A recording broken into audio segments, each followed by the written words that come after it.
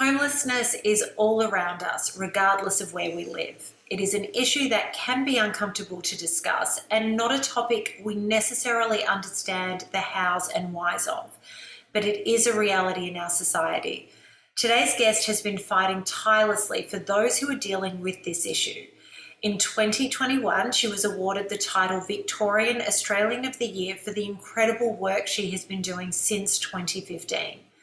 Donna Stolzenberg is CEO and Managing Director of the National Homeless Collective, and she joins me now. Donna, thank you so much for taking the time to sit and speak with me. I wanted to start by saying congratulations on the award. It was very well deserved. And can we start with you sharing a little bit about the National Homeless Collective? Sure. Well, thank you for your well wishes on the award. I was very surprised to receive it. I'm part of a team, so it really is an award for everybody who helps me do what I do. The National Homeless Collective is a charity that I started 7 years ago when I realised that my own experience of homelessness some 30 years ago now, nothing had changed in 30 years. And I kind of started this by accident. I've always worked with people experiencing homelessness or experiencing complex barriers to employment or reaching their goals in life. And I just happened to come across a fellow. I was working for the Australian government at the time, came across a fellow experiencing homelessness.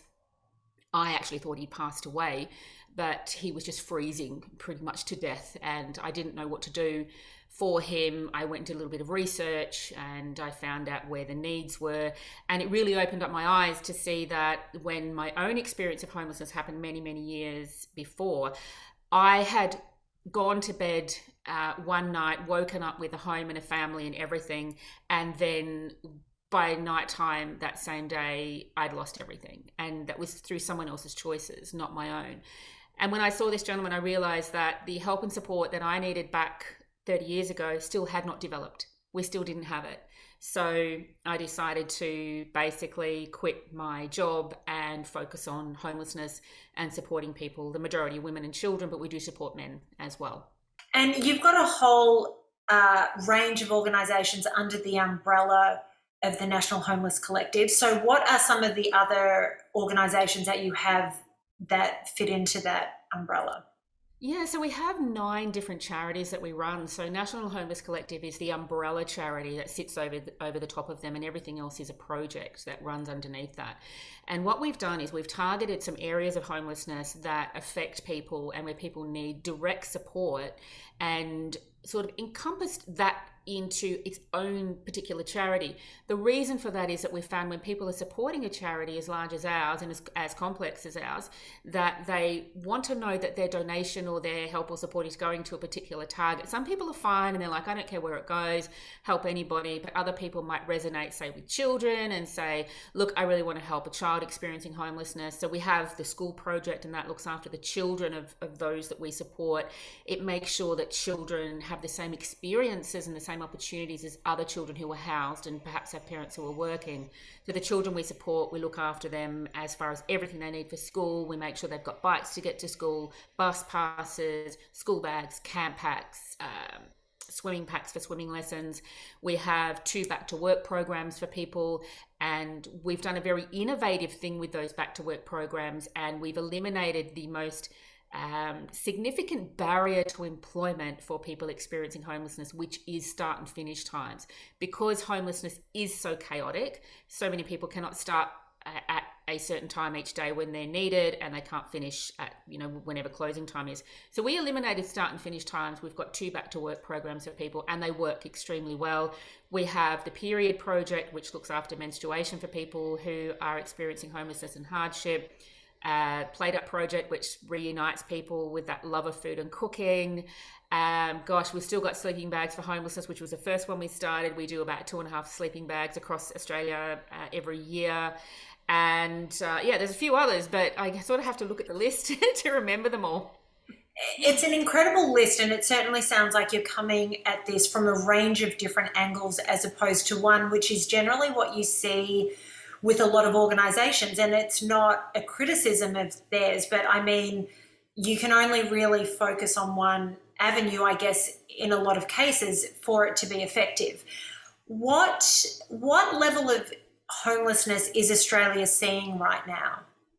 With COVID, things have changed quite dramatically. We don't really have statistics sort of beyond 2016, and because our census here doesn't really have a ticker box, are you experiencing homelessness? So we have to draw that data based on what people aren't ticking, which is not very accurate data. We have, I think, look at any one given night, we know that homelessness has increased. So back then we probably had about 8 to 10,000 people sleeping rough, so no shelter whatsoever. And I'd say now that 2016, we're talking 6 years ago, and with COVID, we know that number is much higher. I would estimate, and I think it would be quite a good estimate, that, and it probably doesn't seem like big numbers for a country like the United States, but we are a much, much smaller population. But I'd say that on any given night, we've probably got about 12,000 people who don't have a roof over their head. We've got probably about 60, 70,000 people in overcrowded dwellings. So these are people who you might have a bunch of 3 or 4 families living together, and there's only one house, but there's 6 adults and 12 children, and people are sleeping on floors and couches and things like that.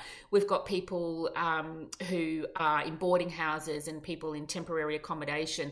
So homelessness basically encompasses all of those types of living arrangements.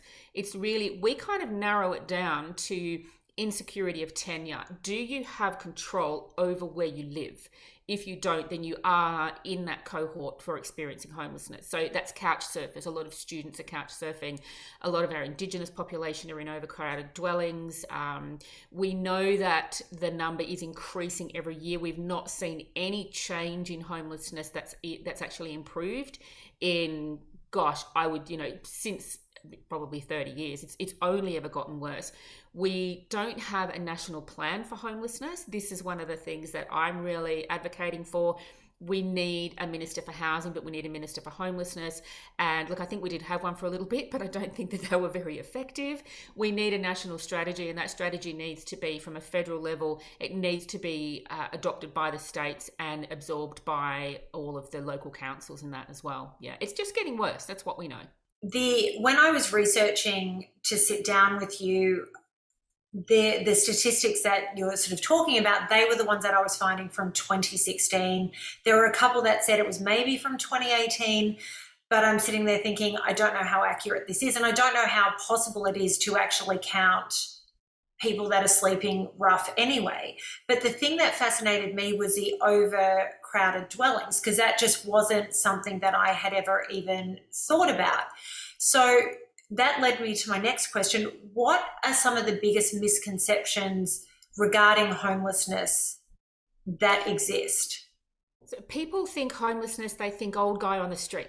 They think old man sitting on the street corner with his hat out or something, begging for money, or they think that homelessness equals drug addiction, homelessness equals alcoholism, homelessness equals bum, it equals no hope, or it equals someone who made bad life choices, and that person is responsible for their homelessness. And nothing could be further from the truth. What we know is that only about, I think, between 4 or 6% of people experiencing homelessness are sleeping rough, and people that don't have any roof over their head. And that's often because it can be because the boarding houses are full, or there's a lack of accommodation, but sometimes it's by choice, because many places where the person could go are rife with drugs and abuse, and that person is clean and does not want to go near that scene. So often the person on the street is the one who isn't experiencing any issues with drugs and alcohol, or any kind of substance misuse. So there's those myths that when you see someone sleeping rough or you see someone on the street, you just think, oh well, it's their fault. What we know is that the leading cause of homelessness is housing affordability, and that people cannot afford accommodation. We know that the cost of living in Australia in some areas has gone up 100%. For utilities has gone up 100% in about the last probably 5 or so years. The cost of food's driven up. We have not seen the same increase in wages. So the cost of living has blown out. We've got a housing affordability crisis in this country that is we've never ever seen before. It is the first time that we know that generations of people will not ever own their own home because they do not have enough money to. So we just simply don't have enough money to house people. For women, the largest cause of homelessness is domestic violence. That accounts for about 44% of people. And is that your dog? Oh, can you hear him? So we know that for women, domestic violence for the majority of homelessness, and next to that is housing affordability as well. And homelessness is not a choice for people. The only time I've ever seen someone choose homelessness is when they have existed all avenues and they've basically given up. They've just gone, I've tried everything. I've run every organisation. I've been on every wait list. I've been into every temporary housing, every emergency housing. They don't give me anything. It's exhausting. I've resigned myself to living under this bridge now. And that is the choice that people make only after they have exhausted. And you're talking years and years of living, and that it's exhausting. Homelessness is absolutely exhausting.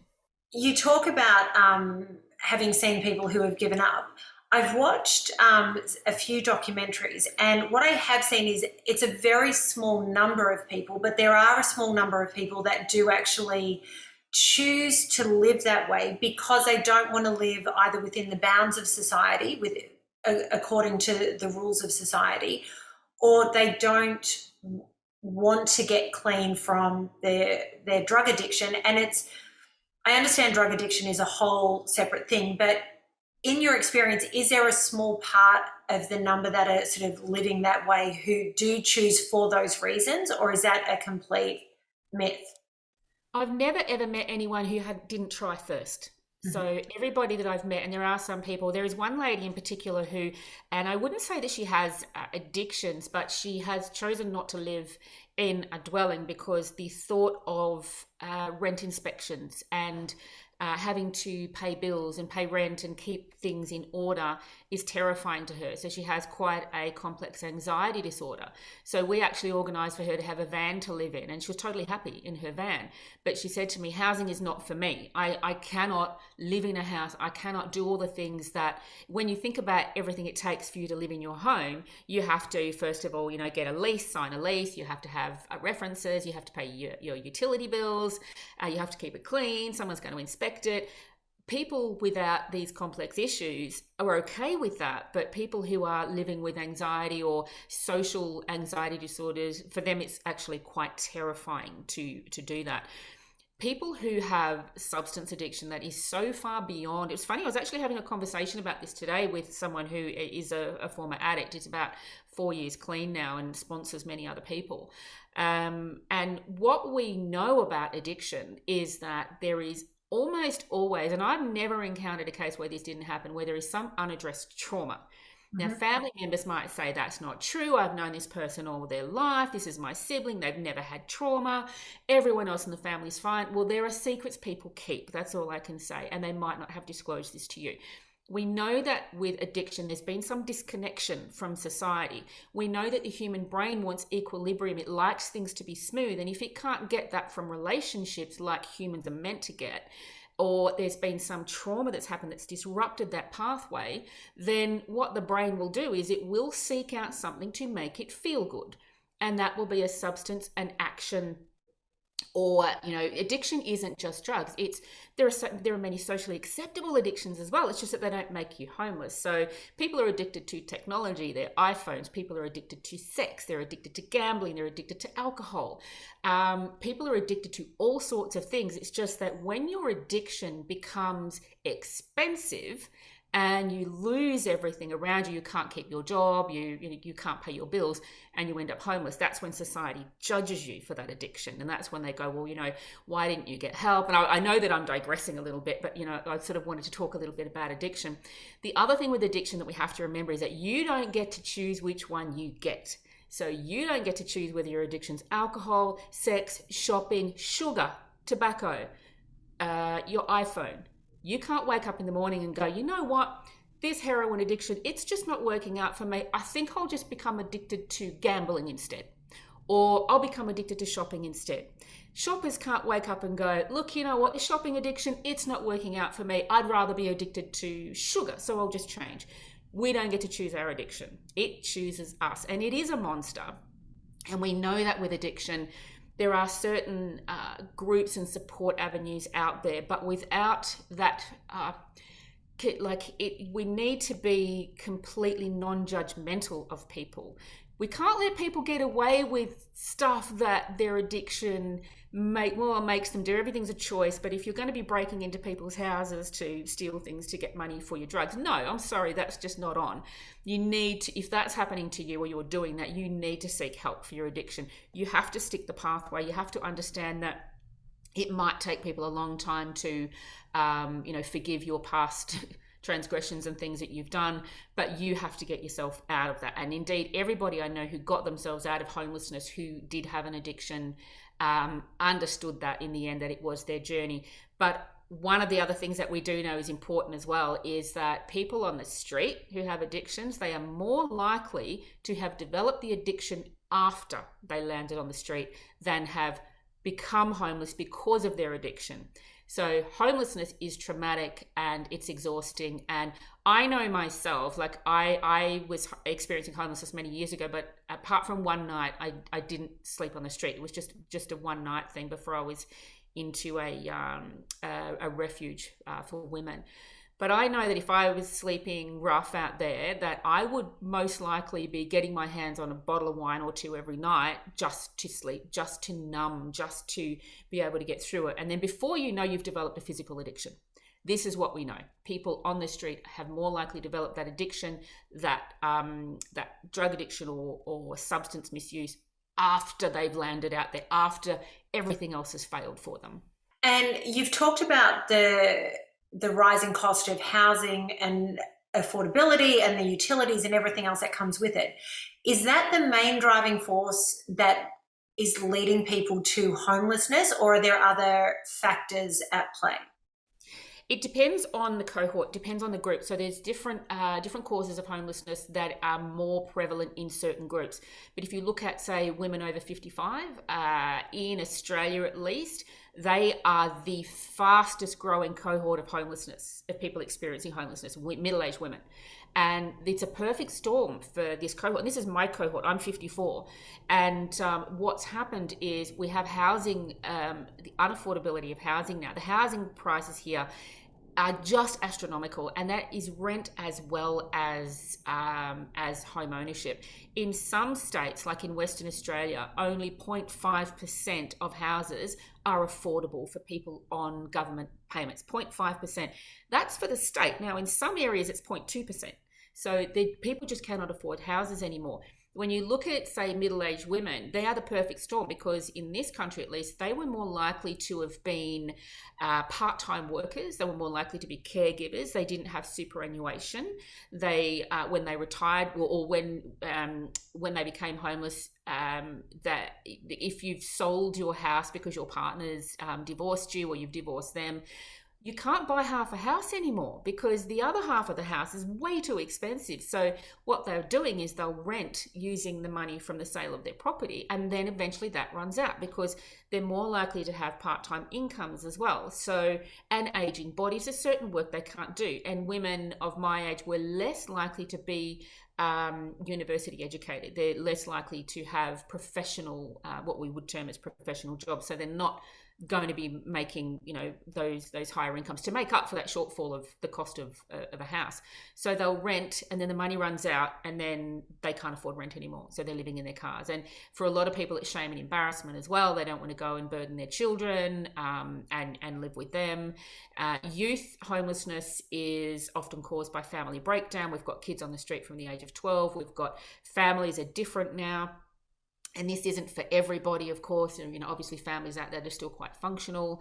I think the most overrepresented cohort is our Indigenous population. I'm First Nations myself, so it's very important to me that we look after our mob as well. So it kind of depends on which cohort you're looking at. The causes and the numbers are different depending on which demographic the person actually sits in. The biggest cause is housing affordability in this country. And then you've got your other things like mental health issues. You've got, physical as well. So disability, a person with a disability, I can't remember the stat, but it's something ridiculous. Like they're like 27 times more likely to experience homelessness than somebody who's able-bodied or doesn't have any kind of disability. So it's very, very complex as far as who and why someone will become homeless. But what we do know is that everybody's susceptible, because if you have some people might think, look, I've got, I've got a great income, I've got investment properties, I've got all this, I've got all that. One acquired brain injury, and you could lose a lot within a month because you are then not capable of looking after yourself. You're not making the right decisions. People with other mental health conditions might give everything away or just walk away from everything. So it's really complex, but more importantly than the why are people experiencing homelessness is the why aren't we doing anything about it? I've had for probably 5 years or so alerts on my phone every day for homelessness and domestic violence. So any news article on the planet in English that is about homelessness or domestic violence comes into my inbox. And all I see year after year after year is study done here, funding put there, study done here, funding put there, this about homelessness and domestic violence. Nothing about it being fixed. Nothing about it getting any better. We need to have national policies everywhere to actually address it. I was reading statistics on streetsmartaustralia.org, and the statistics were fascinating, and they broke down a whole bunch of different things, a lot of the demographics that you've already talked about. So there were two things I wanted to hit on. 20% of individuals who are homeless are Indigenous, which you've just said that they experience a higher rate of homelessness, and 46% are born overseas. So they've obviously immigrated to Australia. Why are these groups affected more so? Is it the language barrier with the people that are born overseas? Is it something else? I mean, it's mainly, it's not so much the language barrier, it's mainly the way that our government does not look after people who have immigrated here. So when we talk about our Indigenous population, the stats, they sit at around 27 times more likely. So 20% of people experiencing homelessness are First Nations. However, they only represent about 2 to 3% of the actual population. So you can see how many times higher that they are overrepresenting the homelessness statistics. This stems from the stolen generation, and people kind of think, oh gosh, that was years ago, they should just forget about that. That's a whole other session. That's a whole other segment.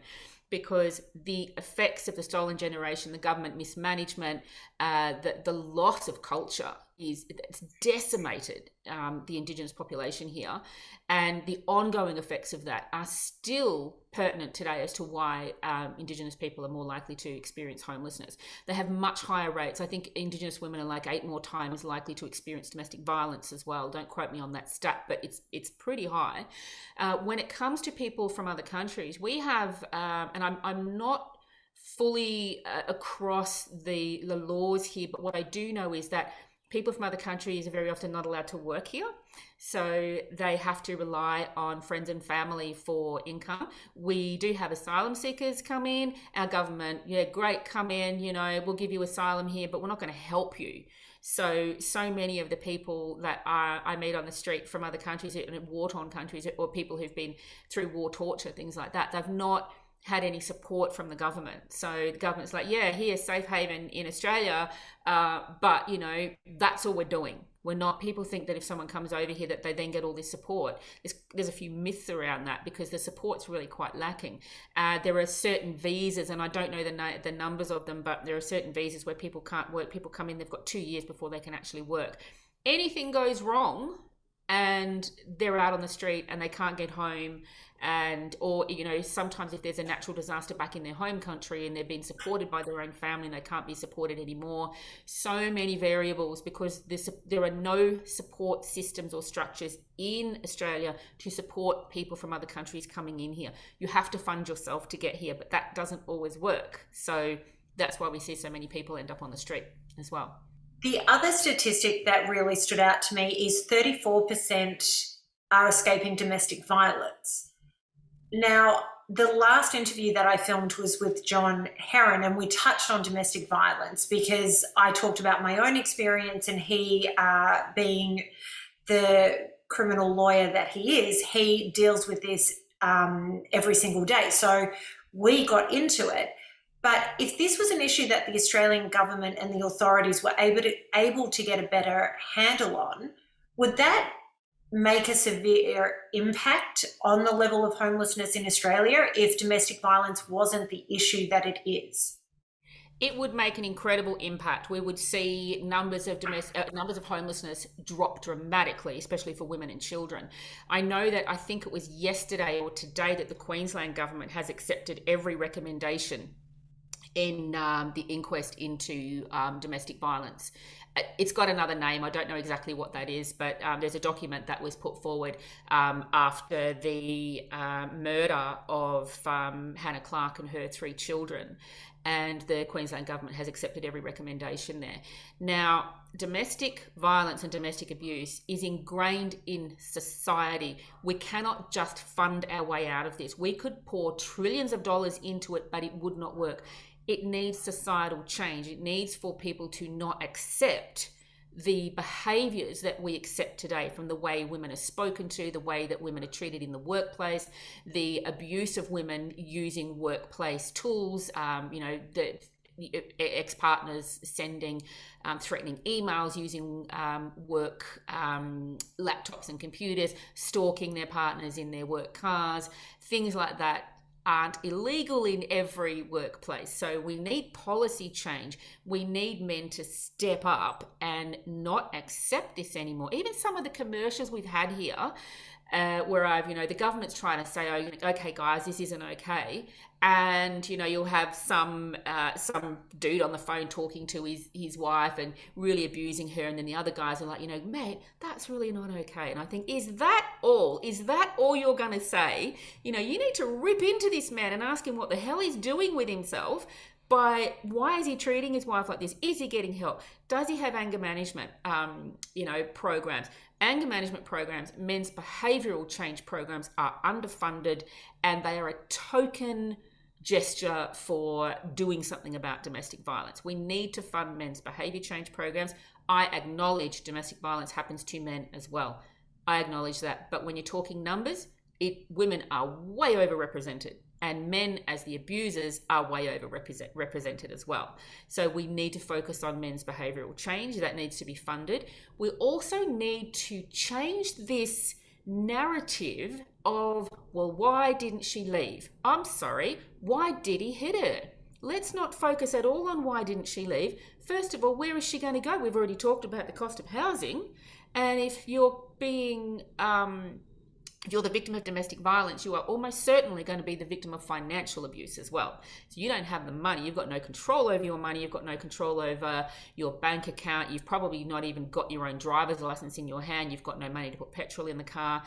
And also the abusers will systematically remove the person away from family and friends. So often there's nowhere to go. When someone says, well, why doesn't she leave? If that happened to me, I just go here, here, or here. Well, yeah, but they don't have those options.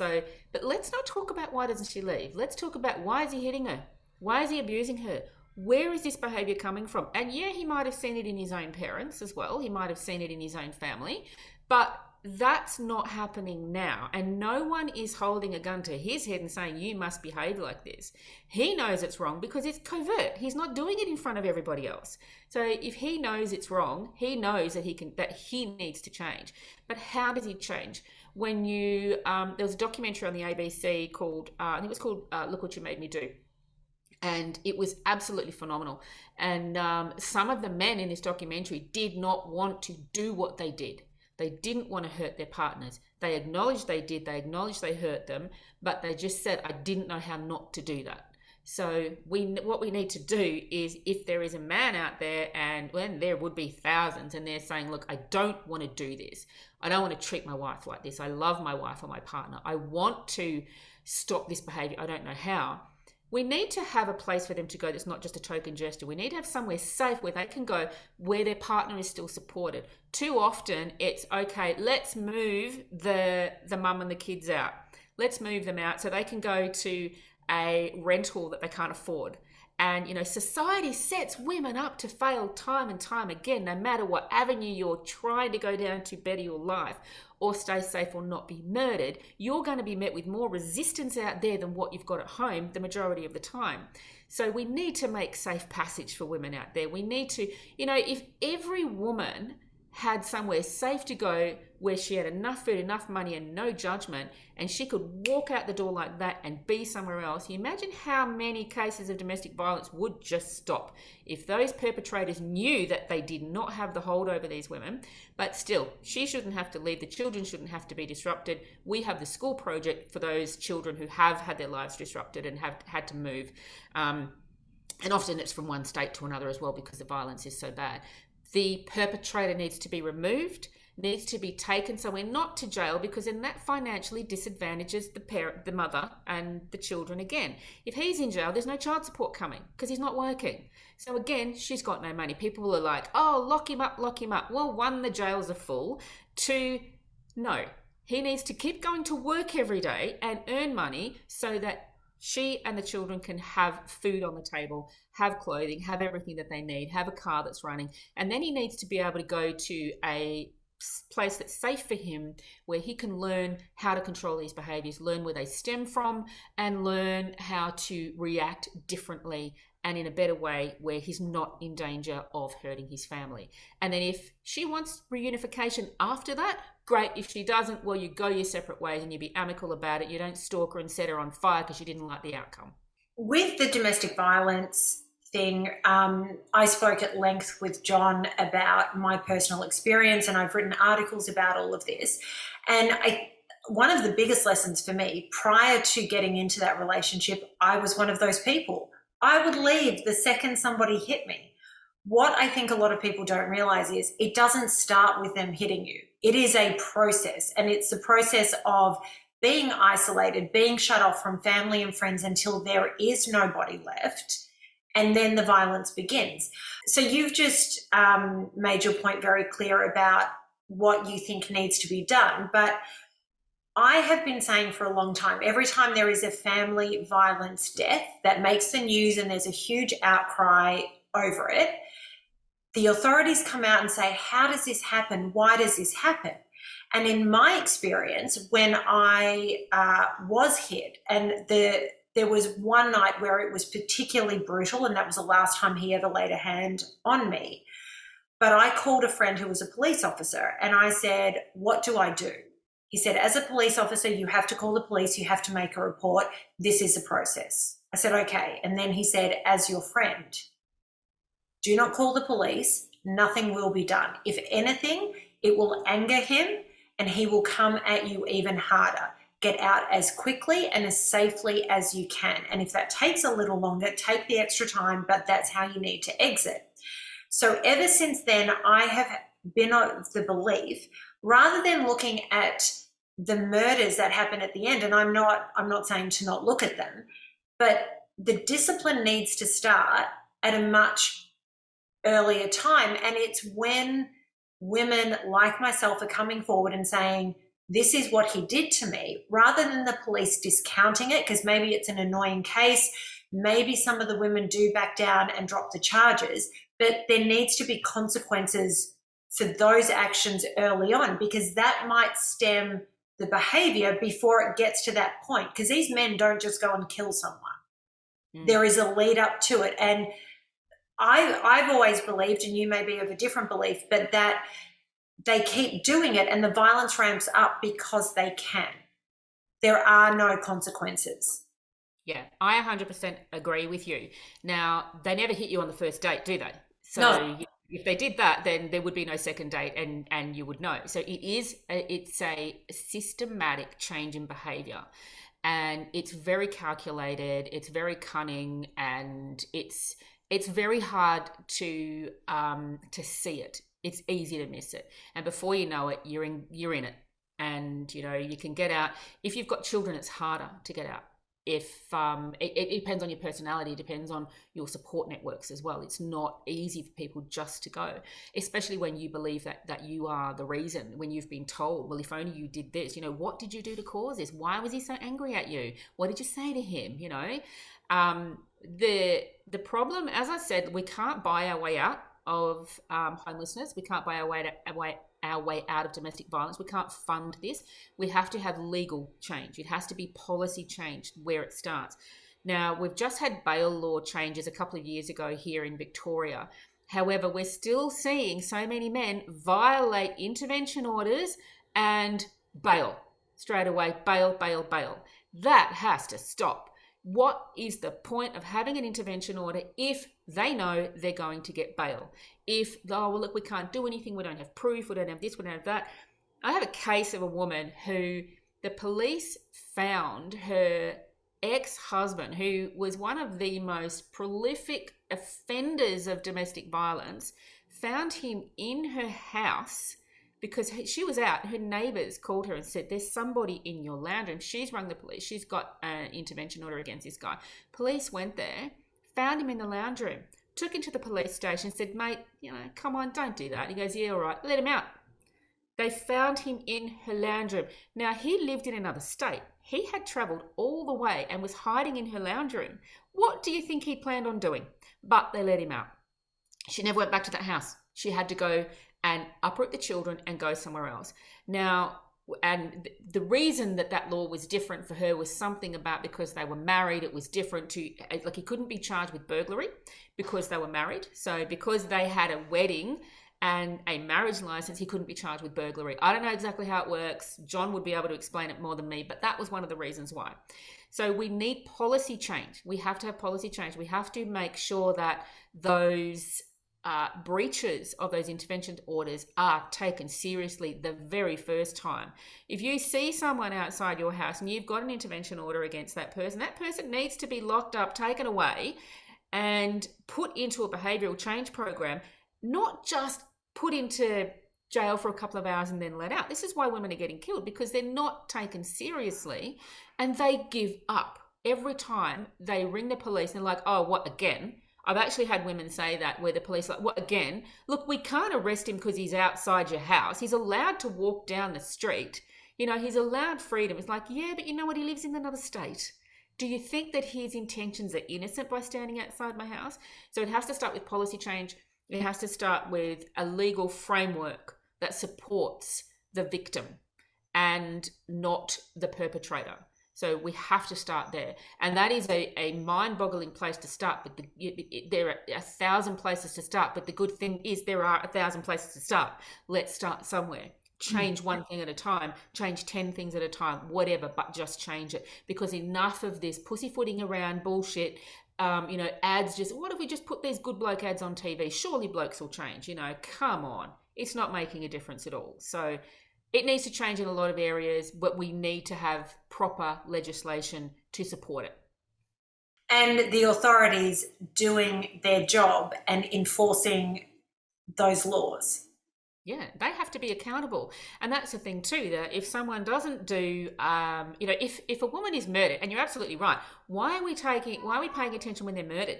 Why aren't we paying attention? Because I know of women too who've been brutally murdered by their ex-partners. And for one woman I know, it'll be 4 years January, no inquest still, none. And yet this man was let out on parole, she was not notified, and he got into her house and he killed her. And it'd be 4 years, I think, in January. So why are we only paying attention when they're murdered? You know why? Because society sees so much of it that we've just got this sense that we're just soaked in it now. We've given up. What can we do? There are so many cases of domestic violence. Where do we even start? Everyone's going through it and it's kind of accepted. The courts just cannot keep up with the sheer number of people who are trying to have their cases heard in court, the number of people who are trying to have intervention orders put against somebody else. So, and it's a terrifying thing to put that order out when your friends are going to be telling you, well, you know what, I had one against my husband and he still didn't do anything. It didn't work. He breached it 10 times. And we read cases all the time in the paper that this person was on bail committed another crime and was bailed again. No, you're on bail for one thing, you commit another crime. What the hell was the bail for? Whether it's domestic violence or any other crime, if you're on bail, those bail laws should mean something, but they currently don't. Let's not wait till they're murdered. Let's look at the number of breaches of intervention orders. And the other thing too is that we do not have a federal legislation on domestic violence. It's state-based. So a law in one state might not necessarily be a law in another state. So you might be in breach of an IVO in Victoria, but not in New South Wales. So we need to have this uniform law where it doesn't matter where you go. If your perpetrator is in another state, they're breaking the law, even though you're in a completely different state. They are still breaking the law because it's against you. So it doesn't matter that it's not a breach in their state. It should 100% be the state that you live in, or we should have a uniform policy. We really should. A federal policy that's understood by every lawyer, by every police officer, and enforced. And if it's not enforced, then somebody needs to be accountable for that. If you go to hospital and you see a doctor, like you're sick and you see a doctor, and the doctor dismisses you. Well, look, I just think you're faking it. I think you're faking it. Nothing wrong with you. Go home. You go home and you die, or you have a catastrophic event. That person's investigated, and very rarely would that happen now because they know they have to be thorough. Look, we still have mistakes in hospitals, but I'm trying to sort of use an analogy here. But so many times with police, they dismiss the person's concerns, or a judge lets this person out, and they're not held accountable. And they have to be held accountable, not just at an inquiry at the end of the day when we've found another dead woman. I've often thought, because there are unfortunately women, I'm digressing completely here, but there are women who do use the system as a form of revenge, and it's seen in divorce courts and custody hearings, but also with domestic violence accusations. And so I've always thought, if the police don't want to act initially when somebody comes up and says, this is what I'm dealing with, why not make it policy they still have to register on this person's record who's been accused of it. Such and such came in, made the accusation that there was domestic violence, even if nothing happens. But it means then if another woman walks in and makes another complaint against this person, the history of abuse has already been established. And to me, there is power in that versus women going in and reporting it, nothing happening, nothing on their record. So then when something terrible does happen, it's not, wow, this came out of the blue, because it probably didn't. So that's just a random thought that I've always thought would be a useful tool. Well, it's not actually that random because there's a woman named Sady Taylor from Western Australia, and she runs an organisation called Preventing Violence Against Women, PVAW. And this is something that Sandy was talking to the police about many, many years ago when she first started her organisation, was that there should be a database where any person, male or female, is accused of domestic violence, that it should be attached to that person. So if the police are called to a domestic violence incident, as soon as they put that person's details in, they can see, okay, this person has had 5 other different women accuse him of domestic violence. Also know how many children are meant to be in the house. Also know where is this person meant to be living. So they've got a case of this person. They can build a profile. What is the likelihood that this woman is telling the truth, that this man is going to actually cause her harm, when there is nobody else who has ever reported it, versus there are 5 other women in the background who've reported this guy, 10 other women, whatever. And when we look at people there is a distinction between people who are lying about it. And we see this in homelessness as well. I often get people say to me, oh, I'd love to help the homeless on the street, but some of them are, they're lying. They're not really homeless. And, and that's why I don't like homeless people. And you've got to remember that it's not the homeless people you don't like. It's the liars you don't like. It's not the people actually experiencing it. Don't let them be tarnished by the housed people. These are housed people that you don't like. They're housed people that you're angry with. And when you see the same thing with domestic violence, you're not upset at domestic violence victims for making false claims. You're upset at people who have not experienced domestic violence for making false claims. They are not part of the cohort we're trying to protect. They're just people who are lying. And the same people are going to be lying in every other aspect of life as well. So we've got to separate them from the narrative. Sure, there are some people who aren't going to tell the truth, but they're not the people we're aiming to support. We're supporting the victims, the actual victims. And it may take us a little while to work out that this person was not a victim, but let's not dismiss them in any way, shape, or form until we figure that out first.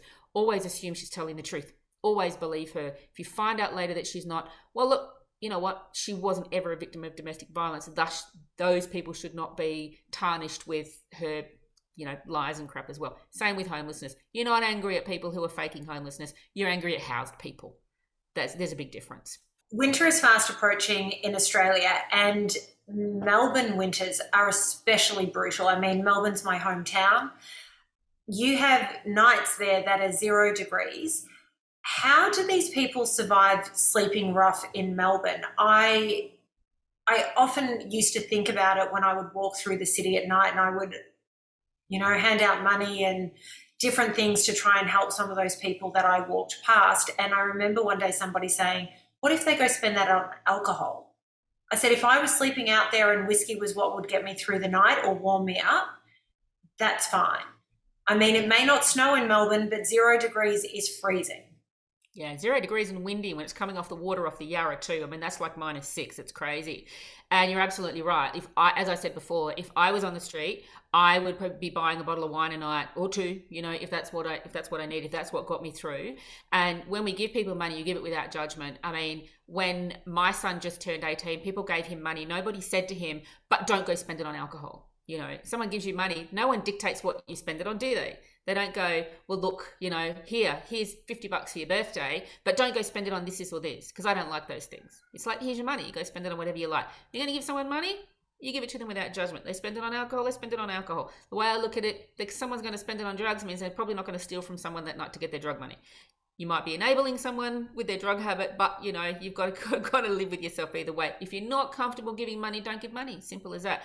When we go to talk about the winter thing though, so National Homeless Collective gives out about 2,500 sleeping bags a year.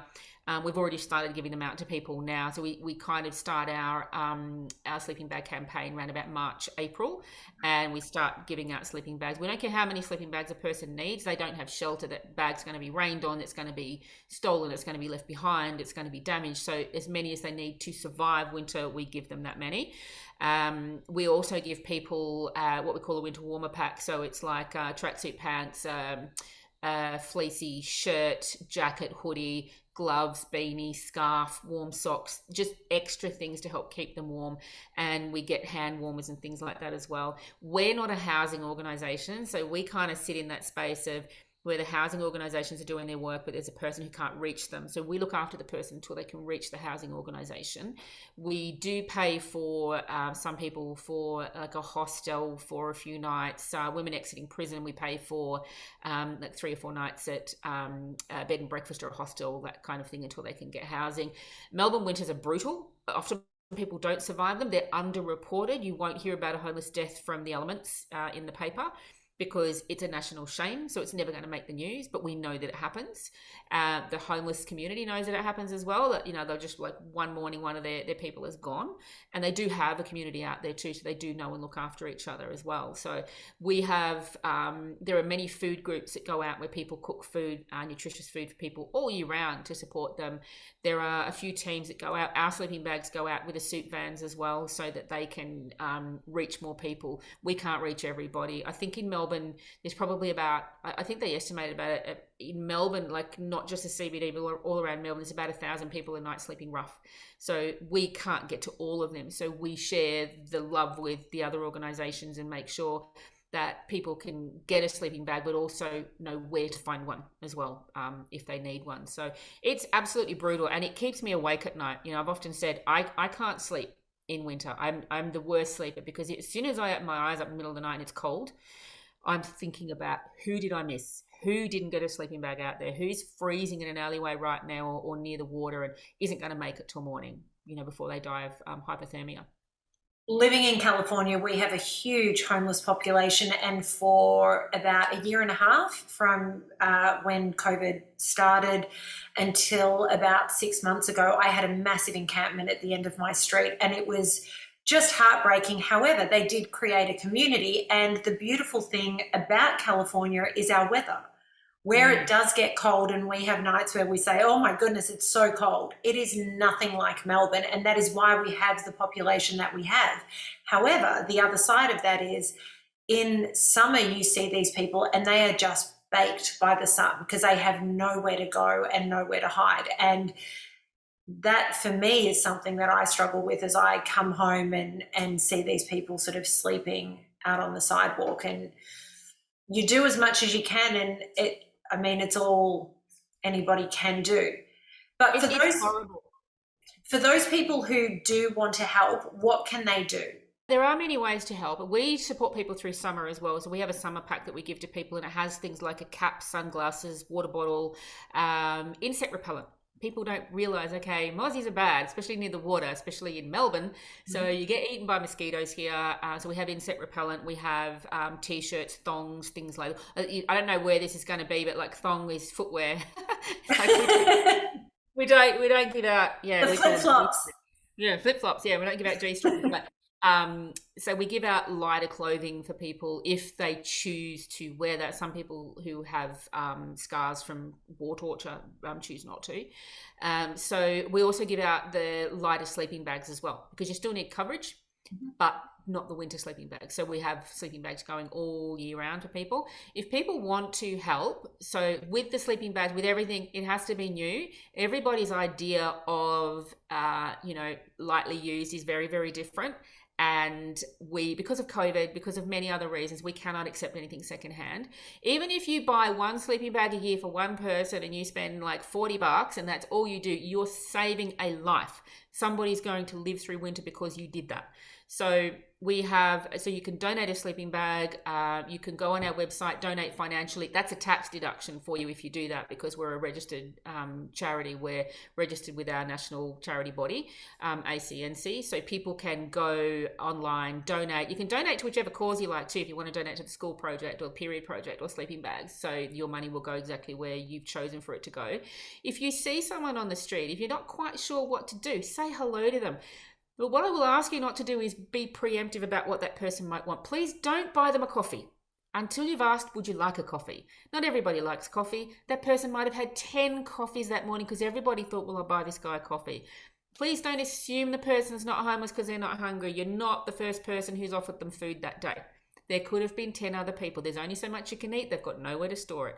Often people say to me, well, I saw this guy, I offered him a sandwich, he didn't want it, he couldn't be homeless. I'm like, well, maybe he's not hungry. Are you hungry 24 hours a day?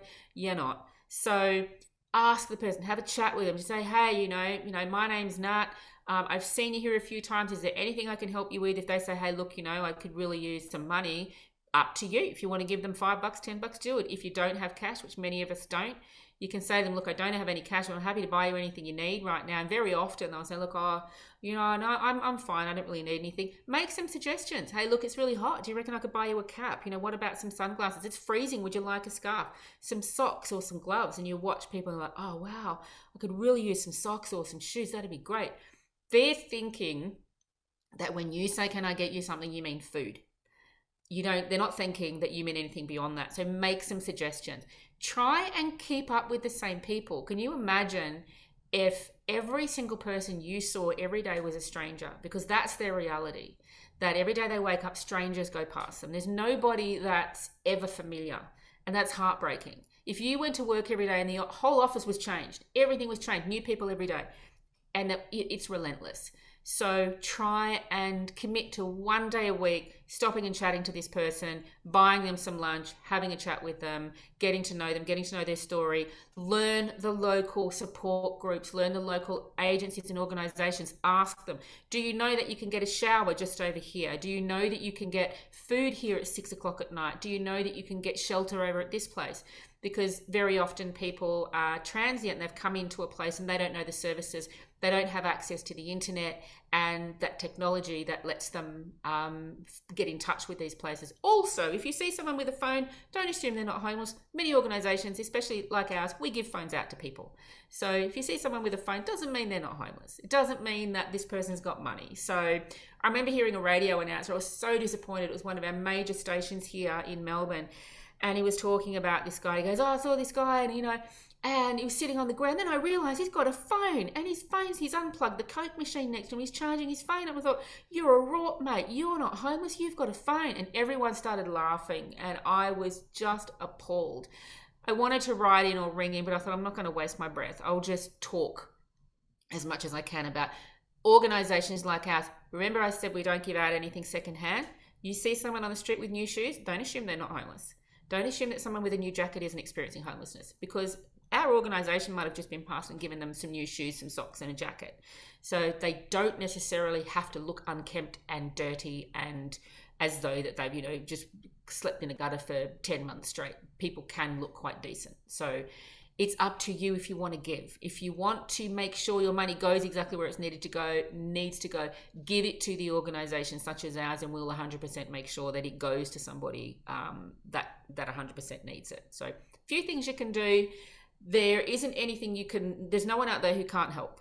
If everybody did help, then everyone who needed it would have help. Simple as that. I will make sure that all the links to your website, Facebook page, Instagram page, everything is attached below so that people can go to all the different pages and find you and make donations and help in any way that they are able to. Donna, thank you so much for taking the time today, and also thank you for all the work that you're doing. You are a tireless voice in this fight against this issue, and it's such a huge mountain to climb, but it's incredible to watch someone who is as determined as you and who is making such an incredible difference in so many lives. Thank you. Thank you so much, Nat. Thanks for having me. It's been amazing to chat to you again.